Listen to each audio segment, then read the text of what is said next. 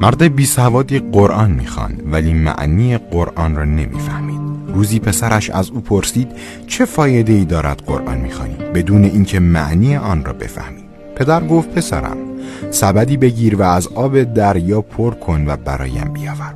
پسر گفت غیر ممکن است که آب در سبد باقی بماند. پدر گفت امتحان کن پسرم. پسر سبدی که در آن زغال میگذاشتند گرفت و به طرف دریا رفت. سبد را زیر آب زد و به سرعت به طرف پدرش دوید، ولی همه آبها از سبد ریخت و هیچ آبی در سبد باقی نماند. پسر به پدرش گفت که هیچ فایده ای ندارد. پدرش گفت دوباره امتحان کن پسرم. پسر دوباره امتحان کرد ولی موفق نشد که آب را برای پدر بیاورد.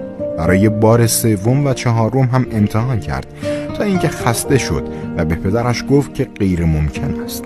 پدر با لبخند به پسرش گفت سبد قبلا چطور بود؟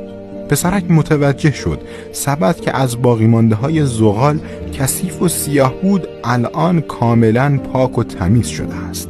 پدر گفت این حداقل کاری است که قرآن برای قلبت انجام می‌دهد. دنیا و کارهای آن قلبت را از سیاهی‌ها و کثافت‌ها پر می‌کند.